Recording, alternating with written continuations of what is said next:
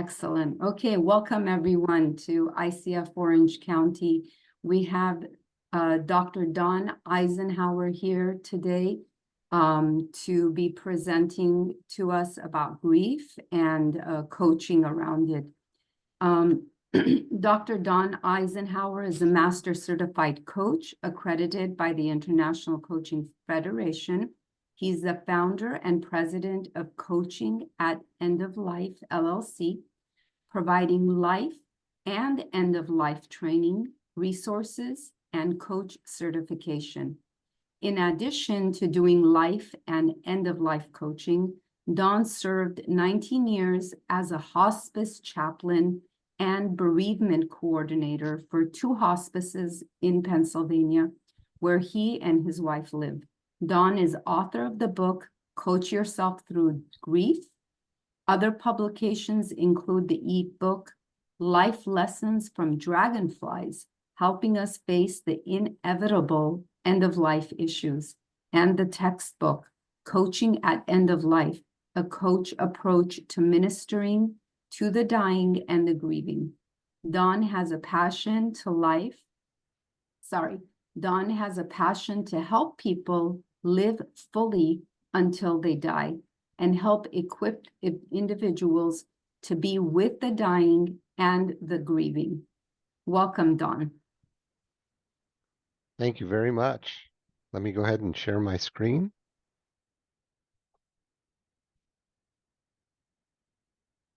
Okay, wonderful. It is such a great privilege to be here with you with the Orange County ICF chapter. Greetings from the Philadelphia chapter of ICF. And thank you from Nanor for your leadership here as well. I love coaching. And I love the International Coaching Federation. I'm proud to be an MCC coach. I also work for ICF and I assess recordings for them at the ACC, PCC, and MCC level. I love being with coaches. And I am convinced that you are so much needed in this world. You know, it's a crazy time in our world right now. It's a time, as I just said, when I believe coaches are needed more than ever. Life coaches are needed. And grief coaches are needed, which is our topic for today. This is a time when I believe we are experiencing loss like never before. It's a time when we're experiencing grief like never before. I believe there's a tsunami of grief that's crashing around us. I mean, I don't know if you're noticing it in Orange County like I am in the Philadelphia area, but there is just so much grief that is present.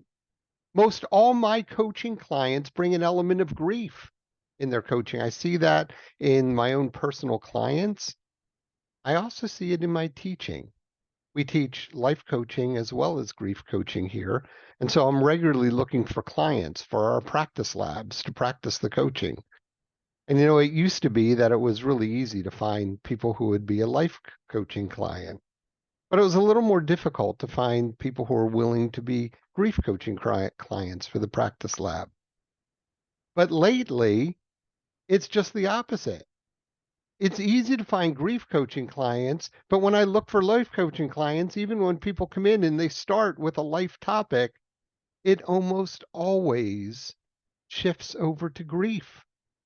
There's some element of grief that most of the clients are bringing to each and every situation, every session. You finding that in Orange County as well? Okay, some heads that are nodding. You know, we've had a rough couple of years. We've come through and in some ways are still facing the COVID-19 pandemic. What's a pandemic? It's a global outbreak of a disease. Almost 7 million deaths. That's a lot. But even over and above all those deaths, there are all the living losses that came as a result of this COVID-19 pandemic. People losing their job, people losing their social connections, people not being able to attend funerals or weddings. We could go on and on. I believe that not only was there a COVID-19 pandemic, but there's a global outbreak of grief, a pandemic of grief that we're experiencing. And it is global. It's all around the world. We look at what's going on in Russia, in Ukraine, and the war that's there. Brings grief to a lot of people. I've been working with the Ukraine ICF, working with some coaches in the Ukraine, offering support, doing some teaching and training. And the stories I hear of the people in Ukraine and the grief that they're experiencing on a daily basis. And then you add to that Israel and Hamas. Just before signing in here, I just hung up with a training for the Israeli ICF chapter. Just offering grief support, doing some teaching. And the stories I hear over and over again of the grief. But it's not just Ukraine and Israel and Hamas. It's all around the world. We grieve the peace and the safety that we once knew. And I see that in my clients who are coming. It's affecting them. It makes a difference. Even here in the United States, we look at our economy. The inflation rate higher than in 40 to 50 years causes many people to be scared. There's a lot of grief around this. And of course, the politics, the election issues. Every day in the news, we're faced with this.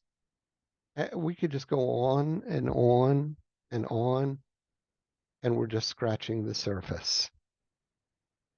So allow me to put a picture up on the slide. Take a good look at this picture.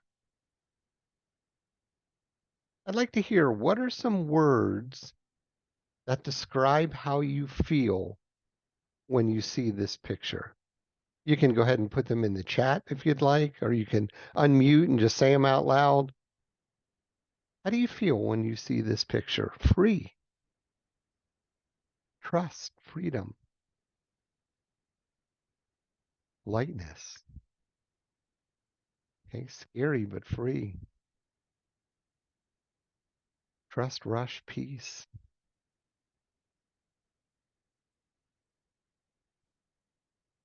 Yeah, surrender, let go, giving in to death,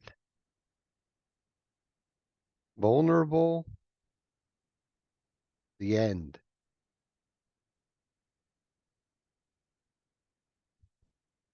The others can unmute and say them, put them in.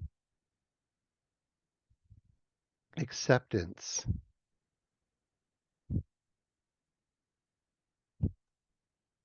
Okay. Honestly, I have trouble looking at this picture. My palms are all sweaty, and I've seen this picture. It's my picture, and it still gets my palms all sweaty. Release. No parachute. I like that. Fear. Yeah, letting go. A word that comes to my mind and that I like to use with this picture is the word free falling. A lack of control.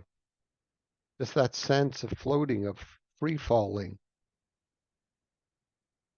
And you know, all those words that you just used, that you put in the chat, that I just shared with you, all of those could be labeled feelings of grief.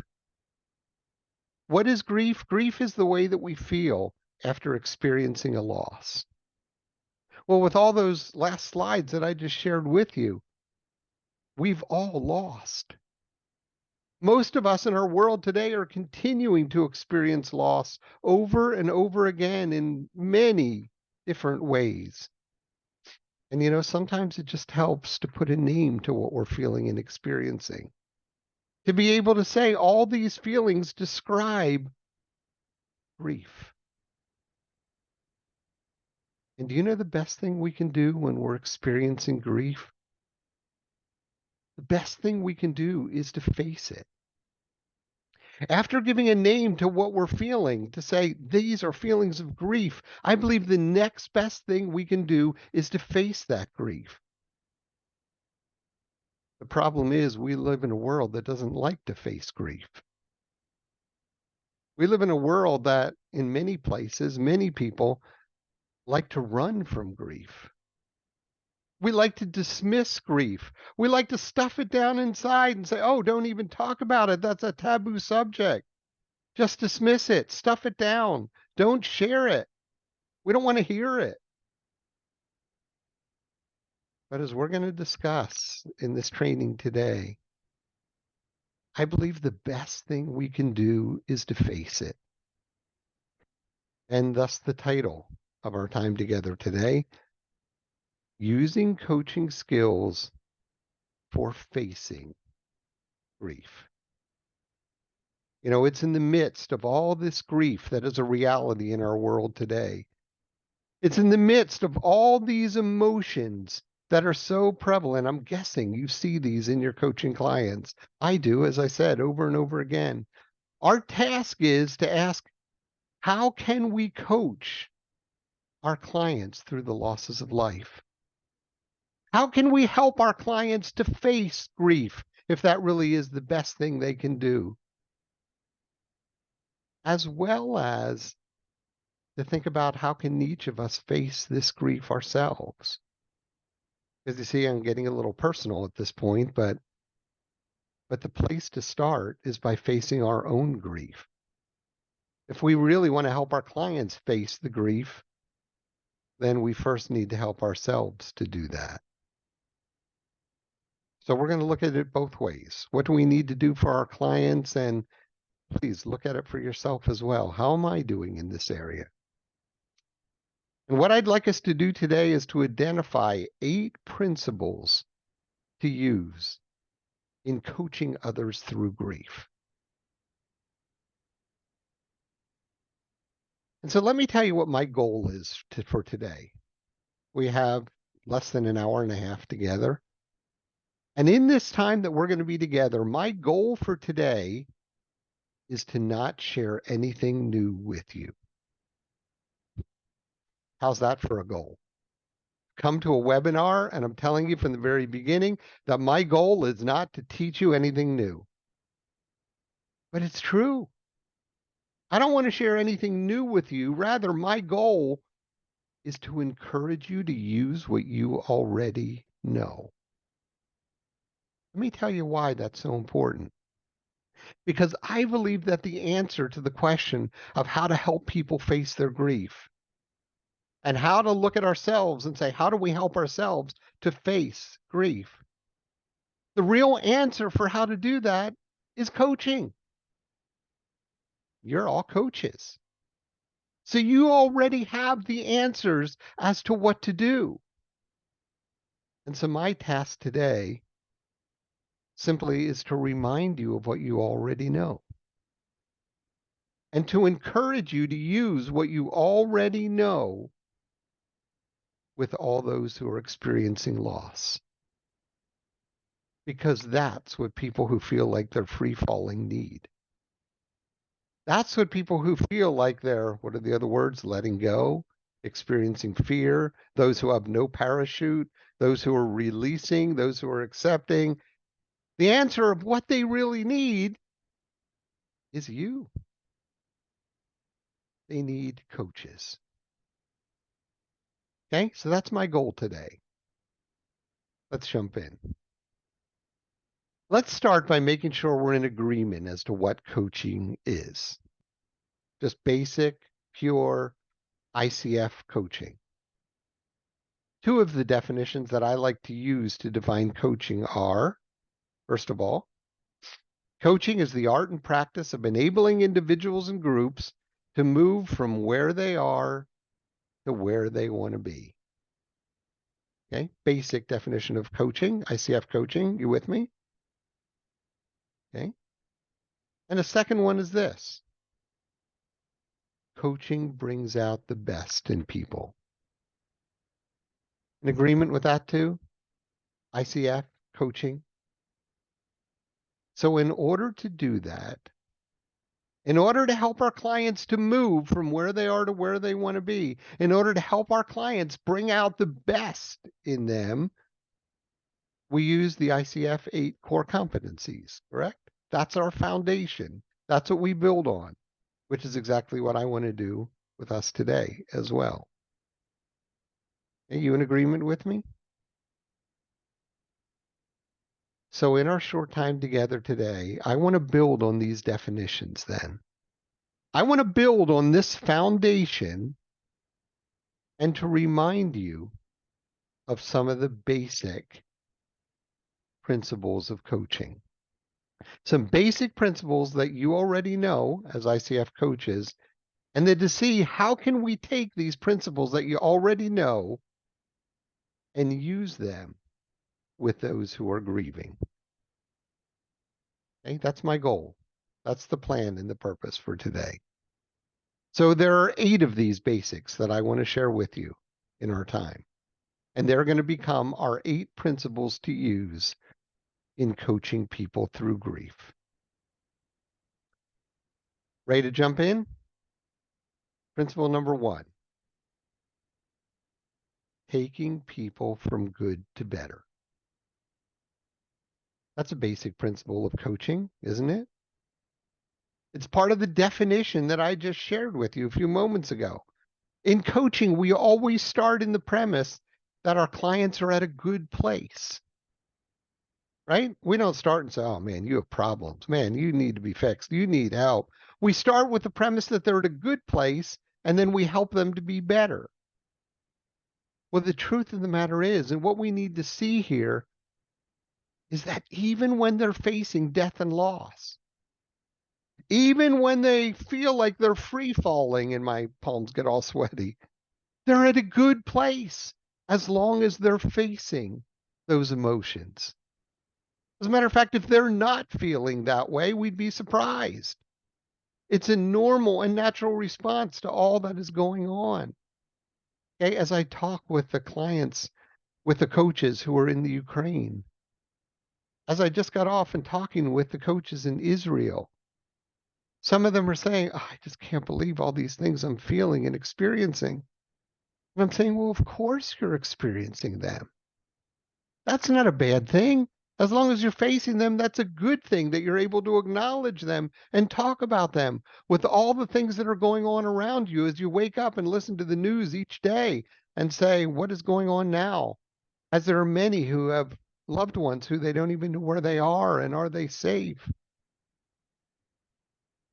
They're at a good place when they're feeling those good things, when they're feeling all of those emotions. And using a coaching approach means that we start with the premise that they're at a good place. And starting this way makes all the difference in the world as to how we go forward with the rest of our coaching. Free falling and all those feelings and symptoms that go with it are normal and natural in the world in which we're living.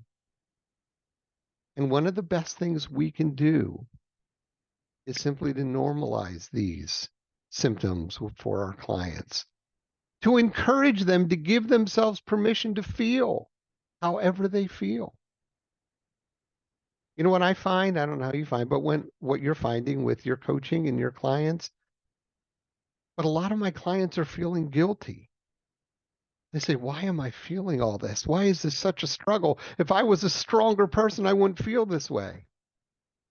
I mean, here I am coming for help. Why am I feeling all these things? You need to normalize it and say, this is part of living in this world today. And let me just remind you, coaches aren't exempt from loss either and from the pain that grief brings. How well are you doing in giving yourself permission to be able to feel what you feel?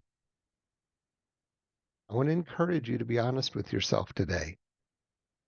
As we go through these principles, I want to encourage you to do some self-examination, to be able to ask, what are the losses that I'm experiencing?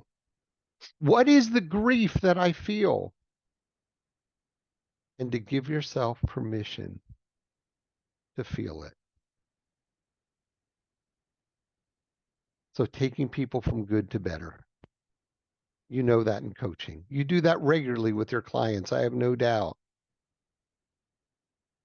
Can you do that with people in loss and grief? Start with the premise that they're at a good place. And then as we move forward, you can help them to be even better. Let's go to principle number 2. The best thing that your client can do is to express whatever they're feeling and experiencing. You hear that? The best thing that they can do is to let out whatever it is that they're feeling and experiencing. Not holding it in, not just putting a smile on their face and saying, oh, everything's fine. Not stuffing down those feelings on the inside. Coaching is always going deep, peeling back the layers of the onion, correct? And being able to let go and identify what is going on the inside. Well, that's more true than ever when it comes to grief. Stuffing our feelings, not letting them out, trying to make believe that we're happy because we think that's what I should do, especially as a coach, is not what is helpful. But it's what most people in our world tell those in grief to do. They say it's too much for people to handle. Come on, you just need to stuff that down and be strong. We need to get you over what you're feeling so you can feel better again. Come on, just stop crying, thinking about something positive. Get over it. They're the things that I hear clients or people saying to our clients over and over again, but they're not helpful. The best thing your client can do is to express whatever they're feeling and experiencing. The image that I use in my training to describe this is to ride the roller coaster with them. How many of you like roller coasters?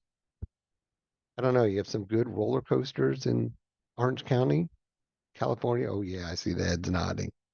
Okay. Or so I can only see a small group of you, but do you like going on roller coasters? Would you want to go on this one? Twist, turn, upside down? Okay. Some people saying, no, not really. I used to. Yeah, that changes as we get a little older. I'll speak for myself, not you. And a lot of people would say, I don't want to get on the roller coaster. It would make me dizzy. It would make me sick. Okay. I would throw up. It would be terrible. And for many people, the thought of facing grief is the very same. It makes them dizzy. It makes them sick. It makes them want to throw up when you have to face all those emotions. And so people say, I don't want to do that. I'm just going to stuff it down because I don't want to feel it. I'm not going to allow myself to. But that's not what's helpful. The best thing we can do is get on that roller coaster and hang on tight and go for the ride of our life. In other words, face those emotions and let them out. How well do you do in letting out your grief? When your clients start expressing the grief, how often do you encourage them to say more, to go deeper, and ask them, what is it you're really experiencing? You know, tears are a good thing. And that's true for men as well as for women. One of the myths of grief is that tears are a sign of weakness. Okay? If you're really strong and you really want to be tough and you want to be there for somebody else, you need to hold those emotions in, hold those tears in. What do we often do when somebody starts crying? First thing we'll do often, if you can see my video, is just hand them a tissue, right? Come on, wipe those tears, stop the crying. Well, as a coach, I'm encouraging you to do just the opposite. To be able to say tears are a sign of strength, not weakness. It means you're able to face the emotions. You're able to let them out and to encourage your clients to do the same. I say to them on a regular basis, your tears are beautiful, express them. I like to have tissues around because sometimes it can get messy and they just want to clean up, but they don't even need to do that. I don't need to shove a tissue in their face. I say, let the tears out. Let it be messy if that's what you're feeling. Express them. You know why it's so important to do that? Because if we don't get on the roller coaster and just go for the ride of our lives and express those emotions, if we don't allow the tears to flow and to let out what's on the inside, what we are experiencing is going to find its own way out. And whenever it finds its own way out, it's never pretty. In our training, we like to put it this way. It's the difference between grief and mourning. You know, many of us use these words interchangeably. We just say, oh, I'm grieving, I'm mourning. We mean the exact same thing. But do you know what the reality is? The reality is these words mean different things. And it's crucial that we understand the difference. As I said earlier, grief is what we feel on the inside when we experience a loss. Okay, we feel the sadness, we feel the fear, we feel the anger, we feel the guilt. We can go on and on. We feel the free falling, all those emotions that we identified. But coaches, what I want to share with you is that it's not enough just to grieve a loss. It's not enough just to feel them on the inside. We also need to mourn those losses. Mourning is the outward expression of what we feel on the inside. How do we mourn our losses? Well, there are many ways. You can mourn by crying. We just said the tears, sign of strength. We can mourn by talking and telling our story and talking about our loved one, talking about the job that we love, talking about the war that's going on around us. We mourn by certain rituals, lighting a candle in somebody's name, going to the graveside. Hey, there are many different ways you can mourn, and there's no right or wrong. It's whatever's important to you. But the reason it's so important to intentionally mourn and to intentionally let it out is because what I just said a few moments ago, if we don't do that, it's always going to find its own way to come out. The grief wants to be released. And if we don't do it by intentionally mourning, it's going to come out through things like fits of anger. It's going to come out through depression. It's going to come out through other physical illnesses, certain cancers and diseases that I'm convinced are a direct result of grief that is not being mourned. Grief that we just keep stuffing inside and it finds its own way out. And as I said, when it comes out on its own, it's never pretty. That's why this is so important. That we start with the premise that when you're feeling the feelings of free falling, you're in a good place. And then the best thing you can do, secondly, is to allow the clients to express whatever they're feeling and experiencing and to let them out. Which leads us to principle number 3.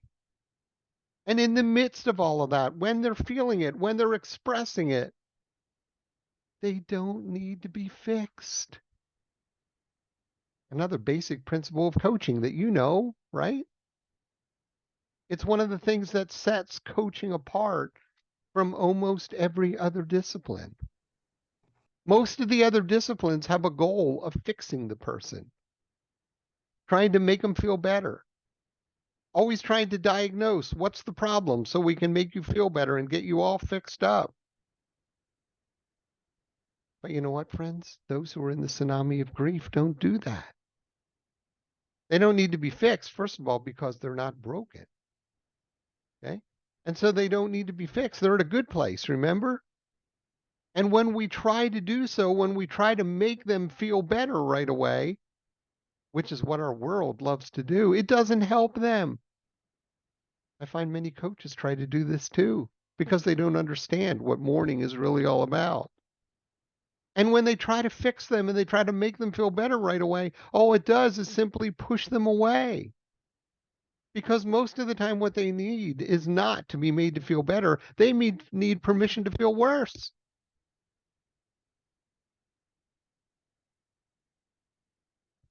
Excuse me for my sinuses. Okay? They need to feel worse. Often when I'm doing grief coaching with someone, when I finish a coaching session, they often feel worse at the end of the session rather than better. And I say, yes, goal met.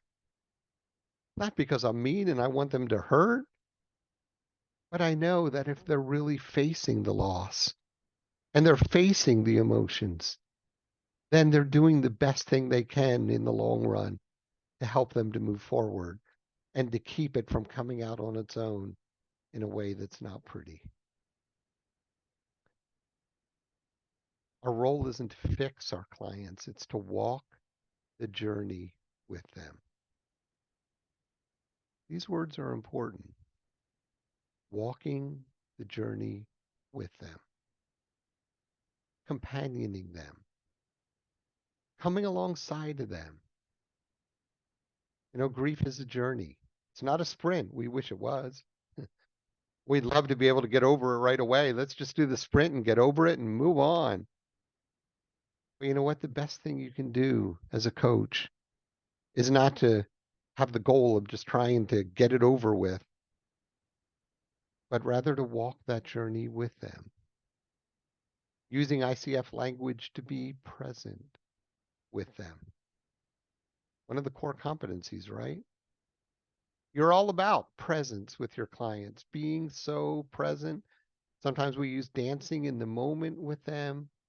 We could use here because it doesn't look so pretty. It's not like these two fancy dancers moving in one. It's more riding the roller coaster with them, going for that wild ride of your life and up and down and twisting and turning. That's being present.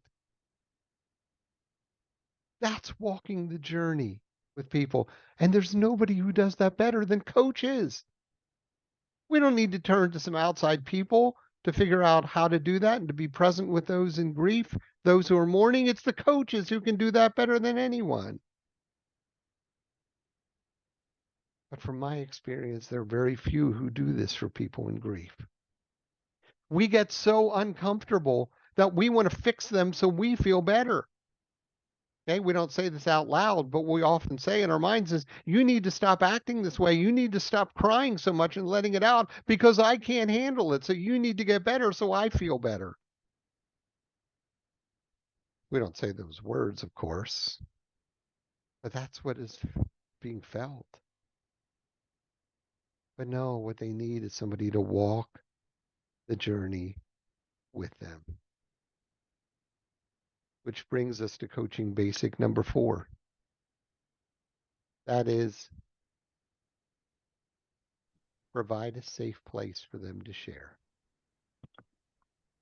Coaches, this is so important because the only way that our clients are going to be able to let out what's on the inside is if they have a safe place to do so. We need somebody there listening. We need somebody walking that journey with us so that we can express, so that we can mourn, so that we can ride that roller coaster and the twists and turns and let it out. We need a safe place. We need safe people. You know what a safe place is? A safe place is a place where people can say anything they want. Can they say anything they want around you? It's a place where they can do anything they want. Now, I do put some qualifications on that, some qualifiers, excuse me. It's never okay for them to harm themselves or to harm somebody else. I'm not encouraging them to do things that are illegal or immoral. But beyond those 4, that they can do whatever they want to do. They can say what they want and feel what they want. If they want to cry, they can cry. If they talk about how much pain they're in, they say, of course, grief hurts. Tell me more. Go ahead, share that. They can doubt if they want to doubt, and there's no judgment. There's no shock of, oh, you feel what? You want to do what? That's not a safe place. A safe place is a place where they can be real. A place where they can speak without self-censorship.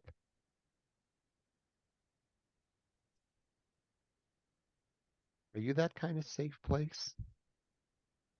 Are you that kind of safe person for your clients? Or those who are in grief and those who feel like they're free falling, that they can say anything? Or do you look back and find that you sometimes say to them, oh, come on, you shouldn't feel that way. Oh, come on, stop it. Don't say that. Let's think about positive things. Let's help you get over it. We're often, our intention is to be so kind and to be so loving. I mean, of course, we want somebody to feel better. That's the loving thing to do. But when it comes to grief, it's not the helpful thing to do. It's discouraging them and keeping them from doing what they really need to do. And what they usually do is when you have somebody who's not a safe person, they just run from them and say, you're not safe. I don't want to be here anymore. I don't want to share anymore because you don't let me share openly. Another way to describe this, grief is a lot like a tunnel. How would you like to enter into that tunnel? Feel like going for a nice little walk in that tunnel right now?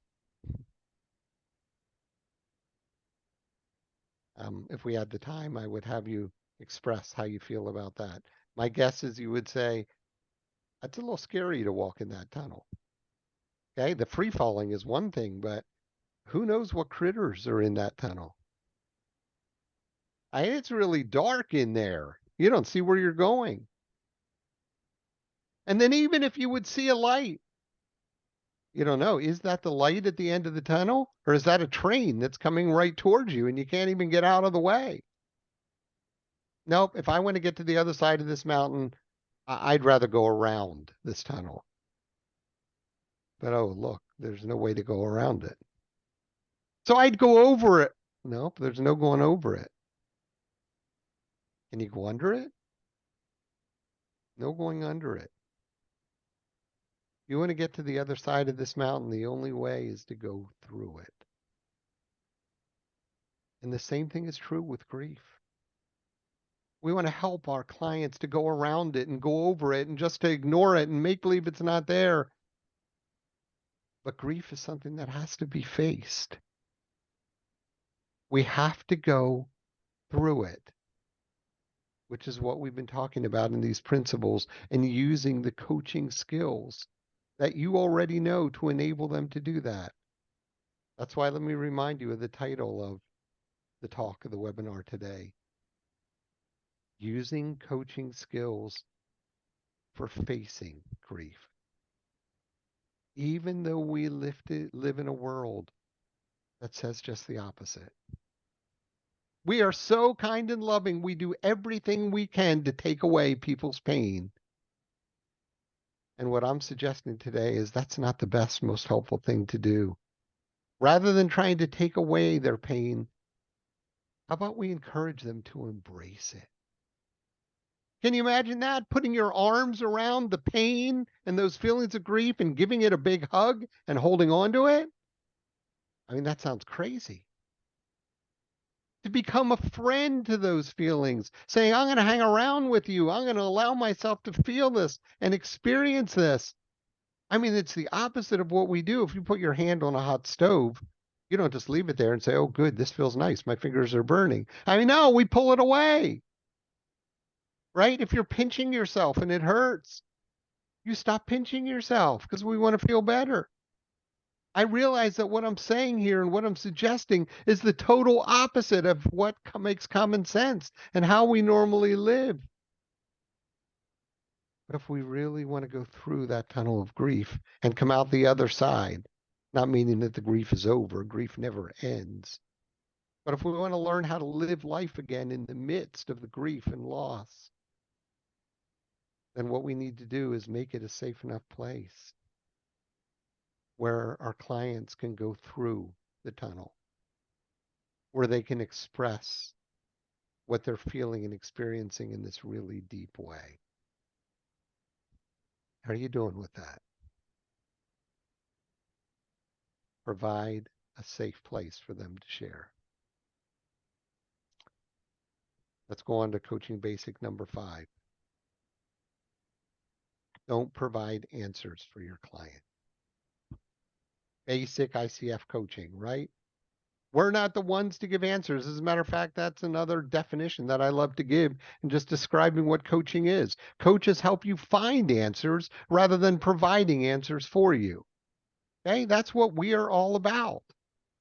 And what's the advantage of our clients figuring it out for themselves rather than us providing the answers and telling them what to do? You know this, ICF coaching, they take ownership. When they come up with it themselves, they follow through. Not only that, but most of us don't like to be told what to do. Okay, I don't know about you, but my personality, if I'm told what to do, I'll often do the opposite just because I don't want somebody telling me what to do. Okay, maybe that's too much information about me, but I don't like it. Most people are that way. And this is especially true in grief. What an incredible gift you'll give to your clients if you don't tell them what to do, but help them figure it out. But you ever listen to somebody talking to someone in grief? They're always telling them what to do.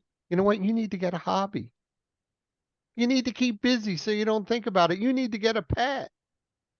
You need to stop going to the graveside. We go over and over again and try to give answers. But they don't need answers. They need somebody who doesn't provide the answers. And what do they need instead? Well, it leads us to principle number 6. To somebody who's going to ask questions rather than tell them what to do. The basis of coaching, right? Powerful questioning.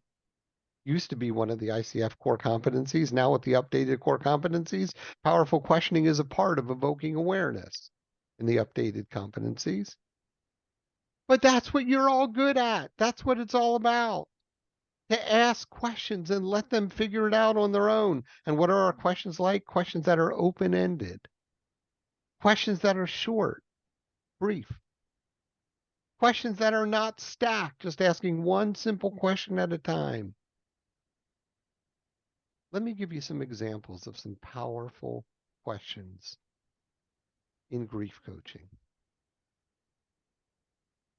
What is it that you really, really want? And to make that really powerful, you have to have that second really in it. Maybe even a third one. Really, really, really want. I'm just kidding. You get the idea. What's it like watching Mary go through this? What do you think about when you lie here in bed all day? When is it most difficult? Who can help you with this? Where have you found your greatest support? What are some of the feelings that you're experiencing right now? What do you notice with these questions? Okay, they're all inviting our clients to go deep, right? Inviting them to be real, not putting any limits on them or telling them what they should feel or making them feel better. It's inviting them to share whatever they're experiencing, inviting them to let it out. I teach this in my life coaching classes, but it's even all the more true in grief coaching. Stop being the answer person. Be the question person. It's basic coaching. There's no one who does it better than all of you. ICF Orange County. That's what your clients in grief need. Principle number 7. Invite them to tell their story. What I write on the screen, one of the best, most helpful things we can do when experiencing grief is to tell our story. You know, there are a lot of people who don't want to hear the story because, one, it's sometimes a little graphic. Sometimes it's scary. Sometimes what we said, it's like that getting on the roller coaster and it makes us sick. And not only that, do you ever notice people in grief often want to tell their story again and again and again? And you just want to say to your clients, look, I've already heard this. You already told me the last 5 sessions that we were together. You know what? You might not need to hear it, but they need to share it. Invite them to tell their story over and over again. What do they like to share? Often they like to share memories. I've been thinking about the time when and let them express what they're remembering. Sometimes they like to share what the relationship was like. You know what? With this person who I just lost, who died, we shared so much. They need to talk about it. They're thinking of different aspects of it at different times. Some like to share the details, far more details than we really need to hear. I don't need to hear all of that, but you know what? They need to share it. Invite them to tell their story. They want to share the emotions. Remember the picture, the free falling, whatever your emotions are? They want to talk about it. This is what I'm feeling. This is what I was feeling. And now I'm back and forth. I'm all over the place. Sometimes I feel this, sometimes that. It's that roller coaster that's up and down. And I'm laughing one minute and I'm crying the next. And I'm angry the next. And I'm feeling guilty the next. They need to express that and talk about it. Let them tell their story. They like to talk about the fears and the struggles. When I hear this news of the war all around me, the coaches in Israel said, I just don't even know what it's like to raise my children in this world, somebody said to me today. I don't know what it's like to express these fears, and it's just so scary. I don't know how to move forward without this person. This job was so important to me, and now without it, I'm not sure who I am. Many don't want to hear it. Many ignore the grieving person so they don't have to listen. But don't let that be you. Do the opposite. Respond like a coach. Invite them to tell their story as many times and as often as they need to share it. And what's our response to that when we invite them to tell their story? Follow up with active listening. Okay, we could make this a separate principle, but I'm just including it right here with this one. Invite them to tell their story and then listen on our part. All grief coaching begins with listening. What our clients need more than anything else is somebody to listen to them. It fits in with the safe place, with inviting them to tell their story. Remember the 80-20 rule? Okay, maybe even make it 90-10 when it comes to grief. Listen. Nobody's better equipped to do that than you. ICF coaches. Use what you already know. Amplify it. Do it even more with those who are in grief. Let's move on to principle number 8. I purposely wanted to stop at about the 1 hour mark so we have time to ask questions and time to do some sharing and reflecting. So I'm going to invite you to do that. You can be thinking about that. What are your questions? What are you taking away? What are you hearing through all this? Just like to have a discussion time about that. But let me share you first principle number 8. Look for the good. Okay, this doesn't conflict with what I said earlier, where we're not focusing on the good, we're focusing on whatever they're feeling. This is a part of it. Coaching, there's always an element of hope, right? There's always an element of moving forward. And this is part of the grief process too, because there is typically a lot of good that comes out of grief. There's a lot of learning that happens in grief. There's a lot of growth that happens in grief. When the time is right, you might even want to say to your grieving clients, what's the gift in this? How have you grown in the midst of this? But please listen, and this is so important. You can't rush to this point. You can't push this point. There are a lot, including coaches who want to jump right here because they want to make it all positive and say, hey, there's going to be growth here. Let's hear. What are you growing? How are you growing? The reality is, most of the time, we can't get here to number 8 until we first go through 1 to 7. If somebody experiences a big loss, a death loss, a living loss, and you come up to them right away and say, you're going to grow so much through this, you better duck. Because they're probably at least going to want to give you a smack across the face. How dare you say such a thing?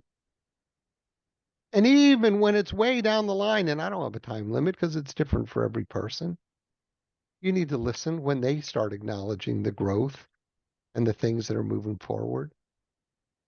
But when they get to that point, to be able to invite them to go there and to share it. But until then, don't rush them. Let them ride that roller coaster and go through the tunnel for as long as it takes. And you ride that roller coaster with them and invite them to tell their story for as long as they need to do so. But eventually, as part of it, look for the good.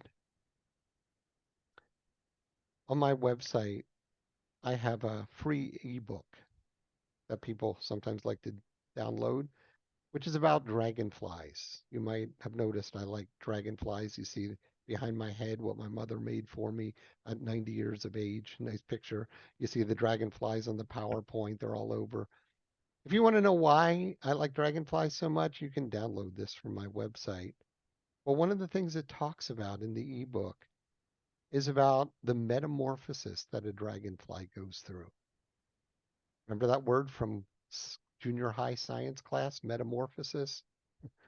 Remember we talked about the fact that if you see a beautiful butterfly, it wasn't always a butterfly? Oh, at first it was what? It was a caterpillar. And it experiences metamorphosis, change, and becomes the butterfly. That before a frog is a frog, it first is a tadpole. And then it experiences metamorphosis. Well, a dragonfly also experiences metamorphosis. Okay? Before a dragonfly is a dragonfly, it is what we call a water bug. The official scientific term is a nymph. It is a ugly, creepy little thing that crawls around in the bottom of ponds and lakes. It bites and it stings. But then one day, it climbs up the stalk of a lily plant and it's exposed to the air and it starts changing. It experiences metamorphosis, and this ugly, bad nymph is transformed into a beautiful dragonfly that can fly around and be free and no longer be stuck in the bottom of a pond. It experiences real transformation. And there's no greater privilege to see that transformation in your clients, to see them in the midst of the pain of grief and to all of a sudden realize they've learned and grown. And most often they would never say, I choose having the loss to be able to grow. They'd still rather have the person or the situation there with them. But the fact of the matter is they grow and they learn and they become beautiful and they're floating and they're flying in the air. The most amazing of all the insects, you can read about it in the ebook. But it's only after becoming a nymph that they become the dragonfly. It's only after providing that safe place and riding the roller coaster and walking the journey with them that our clients are transformed. That's my website. If you're interested, coachingatendoflife.com. You can download the ebook for free there. It'll put you on my mailing list. If you want, you can opt off the mailing list right away if you just want to get the ebook. We are at the top of the hour, so let me pull this to a close. There are many who you coach these days who are going to feel like they're free falling. At least if it's like in Orange County, like it's like in Philadelphia, you're going to get these clients over and over again. Even when they start with a life coaching topic, there's going to be grief that's there that they're experiencing for one reason or another, because of a personal loss, because of a national loss, because of a world loss. Every one of us is living in the midst of this world where we're in a crazy time. A time when you coaches are needed more than ever. Yes, there's a tsunami of grief, and it is crashing around us right now. And friends, the simple answer to all of it is coaching. You have the answers of what is needed. I didn't teach you anything new today. What I'm trying to do is to remind you of what you already know as ICF coaches. And I want to encourage you to use what you know with those who are grieving. 8 principles to use in coaching others through grief. Let me just remind you of what these 8 principles are. Taking people from good to better. We start with the premise they're at a good place. Acknowledging the best thing your client can do is to express whatever they're feeling and experiencing. Remember, they don't need to be fixed. That's not what coaching is all about. We don't fix. Providing a safe place for them to share. Being safe people. Providing safe places. Remember, don't provide answers for your client, even if you think you know the answers, that you have it all figured out. Restrain, hold back. Don't give the answers. Let them figure it out. Ask questions rather than telling them what to do, what you always do in coaching. Invite them to tell their story. And then as you do, listen deeply, listen actively, as the competency says. And then eventually, look for the good. Look for the good. Don't rush this, but help them recognize the growth that has taken place, even through the loss. The nymph transformed into the dragonfly. I want to give you some time to ask some questions, to be able to share your thoughts and your insights, maybe to add something to what I shared. Before I go to that, let me give you a couple of questions for reflection that you might want to reflect on yourself or even to share about.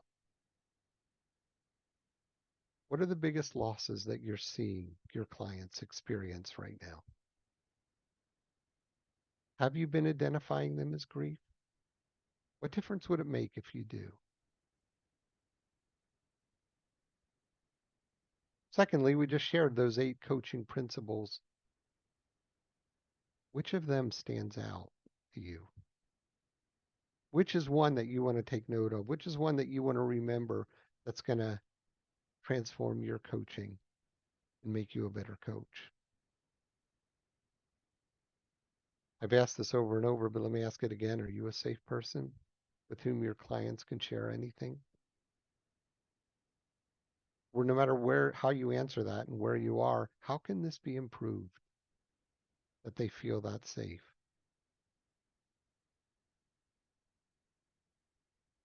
And then fourthly, and this probably should be first because it's most important, how well are you facing your own grief? Because until you face your own grief, you're not going to be able to help your clients face their grief. All you're going to be doing is thinking about your own losses and your own emotions and your own feet free falling. So this is really where it starts. Do you need to seek your coach and say, would you talk me through this? I need some coaching on this. And before we turn it over to you with questions and to Nanor who can help with this, but I just want to say thank you for the privilege of being here. From snowy Pennsylvania, had a snowstorm last night. This is my contact information. If I can be of help to you, please feel free to reach out to me. But I'm excited that you're here. You have the answers. I just encourage you to use them. Nanor, do you want to take it from here? Yeah, thank you, Don. Wow. I really got a lot of value from this presentation. Thank you so much. We don't have any questions in chat, but I think if they did it the way I did it, I wrote them down as it was coming to me, because I didn't want to interrupt your flow, because it was just a really great presentation. So I think let's open it up to people. There we go, Raphael, please. Please unmute yourself. Don, thank you very much for the concepts, for sharing the 8 principles and for your experience. I would like to ask you about principle number 1, taking people from good to better. So could you please elaborate on what's your approach towards that? Is this more of a mindset for coaches on how to approach the dynamic with the client? Yes, what you just said. It's more a mindset in how we approach it. I think the way that our world looks at it today, and the traditional view of how to help people in grief, is we first look at them and say, man, they're in a bad place. Look at them. They're crying. They're upset. They're hurting. We need to step in there and fix them and make them better, because we start with that premise. They're at a bad place. But the reality is, if they're facing the grief and they're feeling all the emotions, that's one of the best things. When I see somebody who's experienced loss and they're crying and they're expressing the emotion, I feel really good about them because I know they're facing it. What I get really concerned about is when I see someone who's experienced a loss and they're just smiling and happy and say everything is fine. And if that's real and that's genuine, then that's good, because wherever they are is okay. But if they're intentionally just stuffing it down and making believe, that's where I get concerned. Okay? They're at a good place when they're facing it, when they're honest, their emotions, and they're real.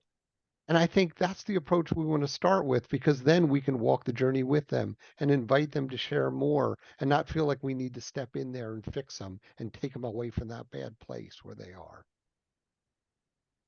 That help, Raphael? Yes, thank you, Don. Thank you. I have a question. Yes, Louise. My name's Louise. Hi, Don. I'm in New Jersey, so I'm suffering along with you with the snow. Okay, welcome, neighbor. But anyhow, when that person is stuffing it down and you can't get them to express it, would you say at that point they would need to go to a psychiatrist, psychologist? Are they too deep in it? Would you say they're traumatized to the point where we cannot work with them? Yeah, there's never anything wrong with referring to a therapist or someone else. And sometimes that's exactly what's needed. But very often what's needed is not therapy, not really trying to fix them. It's simply spending time with them and saying, when you're ready to share, I'm here. And helping to inform them, it's not a sign of weakness to share. This is really a sign of strength. And inviting them to express it. You know, maybe expressing your own loss and your own experience and helping them to learn from that. And if you do that for a long time, over and over again, and there's still no movement, then it's very wise to make a referral to a therapist. But we don't need to be so quick to rush to do that. Okay, that's important. Well, we're not supposed to refer, as you know, but if it comes to a point where you can't, work with it, where I feel like I'm cheating them at this point because they're not opening up, which I haven't had that problem. I think it's because I show my own vulnerability to my clients, and which I suffered a lot of loss in my life and a lot of grief. Because I'm an old buckaroo, Don. You're an old buckaroo from the East Coast. I'm an old buckaroo. I'm married over 60 years. So congratulations. you sure have seen a lot. But I'm always concerned that I'm cheating them, that I'm not giving enough of myself for them to open up. So if they're stuck for so long, usually I'll say, I think that you need more than me. you know, Yeah. without referring, because I know that's a slippery slope, you know. And I'll do that. But I've worked with them along with therapists, you know, they'll have a therapist, I'll do the other The part. coach, wonderful. Yeah. Yeah. And there are times when we need to make those referrals, when there are issues from the past that need to be dealt with, when their grief gets all off track. Sometimes we need to refer them to the therapy or some other professional to help them get back on track with their grief again. But I need to say, from my experience, it's pretty rare that we need to do that.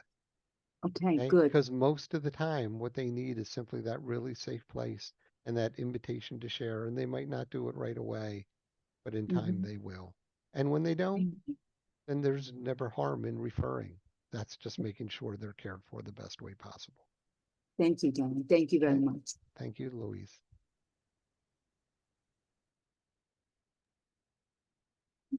Dawn, how long do you think is like, how long does one before you refer to a therapist, how long do you wait to kind of see like whether they're moving forward or not? Yeah, I can't give a time limit on that because it's going to be different for each person. Mhm, Okay, it's just a matter of looking at what's going to be best for my client. That's what we do with ICF coaching, right? It's always what's best for the client. mhm. So there's never a harm to suggest that they'll go talk to someone else. And as Louise said, to keep coaching them at the same time. And we do the coaching and let a therapist do more. Okay. But for some, it's just a very short time and they're going to open up. For some, no, they're going through a hard time and it's going to be a while, and then eventually they do. So it's just a judgment case for each client.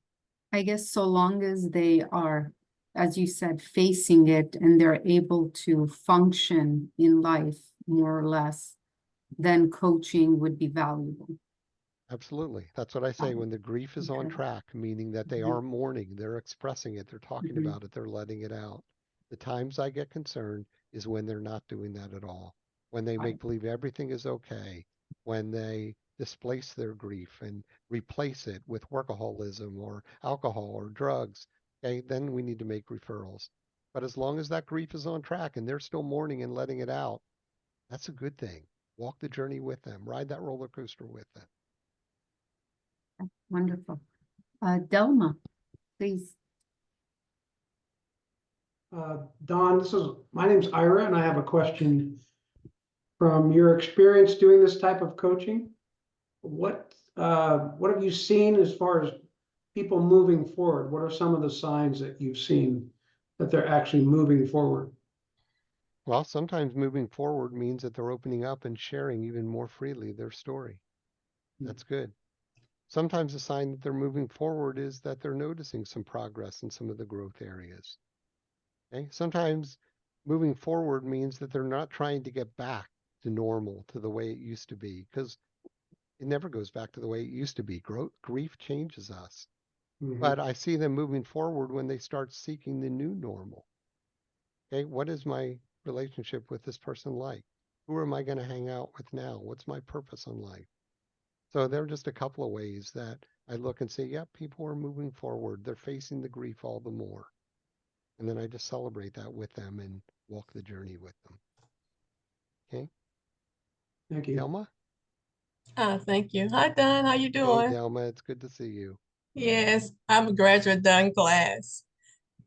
But the problem that I have is number 5, don't provide answer for your client. I have a couple of clients that always call and ask me for advice. So I try to switch it over and ask questions, yet and still, well, can you tell me what I should do? I said, no, I can't. So how do I work around that when they just sit there and ask, wait for me to give them the answer, and I tell them I can't do that. Then I ask another, I turn around with a question, but they won't say anything. I'm waiting for you to give me the advice. I can't give you that advice. So how would I work that? Yeah. Well, then they really don't want coaching. Okay. Okay, so that's not really coaching. They're looking for the answer person. Okay, and so you probably want to explain from the very beginning, this is what coaching is, and this is what I want to do. And then when they ask and say, what do you think I should do? Then I'll usually say, well, I'd love to hear what you think first. You know, and then there are some times you can share some of your insights or what you're feeling or experiencing. That's part of evoking awareness as well, is to share our observations. But it's not really giving the answers. It's just sharing what we're observing and what we're seeing. And then what I teach, the coaching wraparound, remember, to be able to wrap a question around that and always turn it back to them. Hey, how do you hear that? What's that sound like to you? How do you respond to that? But yeah, start in the very beginning. Say, this is what coaching is. If you want coaching, this is what I'm doing. If you want answers, then let's not coach. Let's just sit and I can teach you on grief, but don't confuse what you're doing. Thank you. Okay. Brian? Thank you so much. I really enjoyed, you're so soothing and I so appreciate that. You're just very calm where you're coming from. So I work in recovery and detox. I'm working with addicts that have, various levels of time of care. And I'm really grateful to hear, like, just be the space, right? So Friday, one of the young ladies came in, her boyfriend had just overdosed on fentanyl the night before. And my tendency is to want to fix it, right? But to your point, I just kind of stepped back and let the room. It's a group of about 30 people. I kind of let the room almost manage it in a sense versus me managing that. Is there something else in that space? Knowing that, look, she's early in sobriety. They're also, and I don't know if you can answer this or not, and also the situation itself. Is there anything else you could have added into the space or anything you would have done? I know you're not in that space, but anything you might have from your own experiences? Yeah, I'm thinking of both sides of it, that you want to give them that safe place to share and hold the space and let them share. But often also with the addiction, there needs to be some therapy. There needs to be some correction. There needs to be some help to be able to make changes in their life as well. That's not your role as a coach. Okay, that's kind of the other hat Correct. that you wear. So you're wearing two hats Mm-hmm. as you're coming in. But for the I am. coaches who are Mhm. here, we provide that safe place and allow them to talk about it without judgment, but with support. Great. Awesome. Again, thank you. Thank you for the space. And I appreciate also the opportunity to realize we don't have to fix it. And I think my tendency internally is wanting to fix it. So it's just taking the breath, stepping back and going, I don't need to fix anything. So I appreciate that permission. Yeah, and many of us struggle with that an awful lot. You know, I invite people to join my group of Fixers Anonymous. Okay, I'm a recovering fixer because that's always been my tendency as well. And sometimes we just need to remind ourselves of that. Nope, it's my tendency. I want to fix it right away. But no, the best thing for them is let them express it and share it without fixing. Yes, I don't know how to pronounce that name. Hadassah? Did I pronounce that right? Yes, you did. And I want to ask everyone in the class to forgive me. I was trying to push the raise hand and I kept pushing the clap hand, because I wasn't really familiar. So if you guys saw me clapping, it was me trying to raise my hand. And then finally I looked down and I saw it. But I wanted to respond way back with the lady who was asking you about, when you're in a session and they're trying to pull things out and they can't say it. In my experience, sometimes the grief is so deep, you don't really know how to articulate. You don't really know what you're feeling.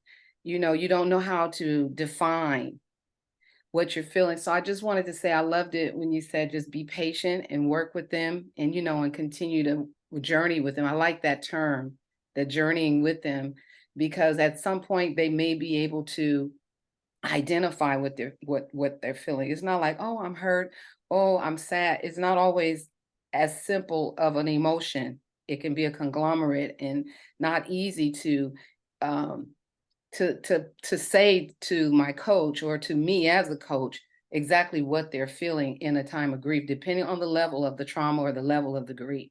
And that's all I wanted to say way back then. So I appreciate it. Yeah.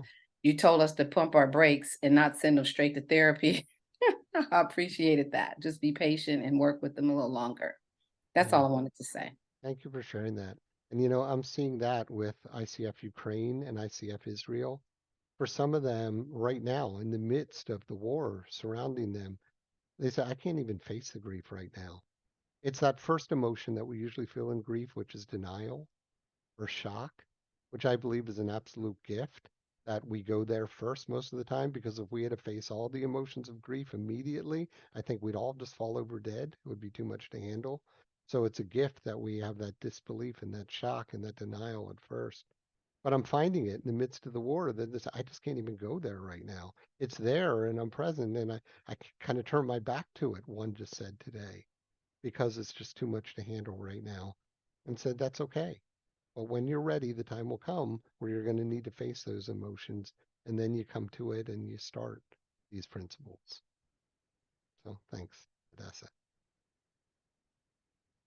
Don, Lori Banks also suggested the tool, the emotions wheel, that could be a helpful place as Sure. well. Yeah, Great. thank you for Thank you. that, Lori. Hadassah, when you were sharing, I think what I got present to is, when we want to refer people, I think in some cases, it has to do with us as coaches of how much we can be with. And that's what I think I saw for myself when you were sharing, is like, oh, maybe, it's too much for me to handle. And so I'd rather give it off to a therapist at that point. So to your point, Dawn, the more the work we do for ourselves to clear and go through grief and through the process, the more we can be with our clients to do so as well. Absolutely. Yeah. Thanks for sharing that. Yeah. Alyssa, it's so nice to see you. Hi, Dawn. I am also a graduate of Dawn's program quite a few years ago now. It has been a while. And yes, thank you for the presentation, Dawn. And what I was reminded of is, and this connects to what you just said, Nanor, that two of the biggest paradigm shifts around how is my client doing? Are they getting somewhere? When working with someone in grief, were one, being careful and checking my assumptions, my social and programmed assumptions about what looking better in grief is. Like assuming it means they will be crying less, or assuming it means they will be repeating their story less, or assuming it means they get back to work by a certain time, rather than what is happening within them in relationship to their grief, rather than are they mourning, rather than, oh, what are they gleaning as they mourn? And really it becomes, when I dropped my just natural assumptions, common sense, well, looking better in grief means back to work, going out to lunch with friends, resuming the previous normal, rather than holding space for the new normal, which is unknown and really can be such a privilege and a wonder to bear witness to, because it's unique to each person and so linked to the awarenesses and the discoveries that come to them when they truly mourn and are with their feelings. And it's just a big shift from, and I had to look at, oh, what are my assumptions, my common sense social assumptions about what it looks like for grief to be moving along.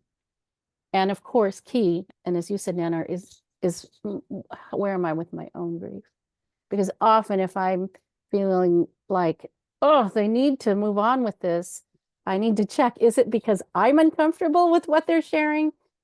Or am I making an observation, from my deep listening and my awareness as a coach? So I want to thank you, Dawn, for bringing those paradigm shifts back home to me in a deeper way today. Thank you for sharing all that, Alyssa. Wonderful. And for the rest of you, let me just highlight two words that Alyssa just said that are really her words that she taught me about the program. And they're the words bearing witness. Because that's really our role. It's not to fix them. It's not to tell them what to do, but we're there to bear witness to what they're experiencing. It's what she just described. So they're good words that you can hold on to, and they're really the good paradigm that everything I talked about today fits into our role as coaches to bear witness to their grief. Thanks, Alyssa. Thank you. I just want to read two things in chat. Donna said, great presentation. I felt like I didn't have the tools to coach grief, and I had them all along. So thank you for that, Dawn. And then Ariane says, as coaches, having our own outlets for sharing our grief is very important, not to take it into our sessions and to get into our clients' boxes. Absolutely. Yeah. So we ask, who's your coach? Who's your safe person that you can share with to each one of us? And then Donna, you asked where to obtain the emotions wheel. Lori put one in chat. I don't know if you saw that. Otherwise, you can always Google emotion wheel and you'll find a whole bunch come up. Excellent. So any other one last question, comment? Maybe one person can get on and share one of their biggest takeaways and an acknowledgement of Dawn.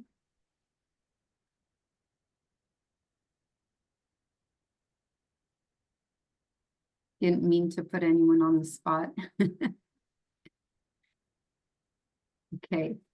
All right. Well, I think one of my biggest takeaways, Dawn, is not to have to fix our client or anyone, even a family member who's grieving, and just to really be with them and to listen more than anything else, because I think most of us have a tendency that we want them to feel better more quickly.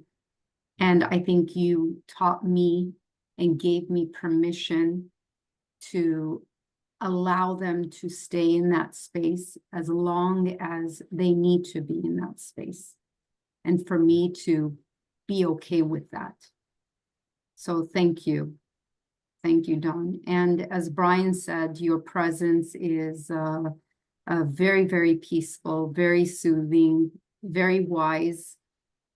And thank you so much for coming to our chapter and contributing to all our members and gifting us with these tools that we kind of already had, but didn't even know it. So, thank you so much. Thank you. Thanks, Nano. Yeah, thank you, Dawn. And so there we go, a whole bunch of beautiful comments thanking you. So please take a look at the chat, Dawn. And I just want to thank everyone for joining us today at ICF Orange County. We value your engagement and involvement, and we invite you to an upcoming in-person chapter meeting. So if you're in the Orange County area, we are back at Hera Hub Irvine, where we were at before COVID entered our life. So we are back there. Parking is super easy. You can park right up front. There's no payment to park. And join us next Thursday, January 25th at 6 p.m. So please register and we'd love to see you there. Otherwise, if you're far away, like gosh, I forgot the name, but the girl from New Jersey, the young lady, Louise from New Jersey. If you're far away, join us for our virtual events. We're going to have a whole bunch on our website. Just give us a couple of more weeks. We're getting everything organized, but we have one virtual event coming up on February 6th on Tuesday called 3 Ways to Make It Easy for Clients to Invest Just by Showing Your ROI. So we thank you very much for joining us and wish you a wonderful, wonderful day and week ahead. Happy New Year, everyone.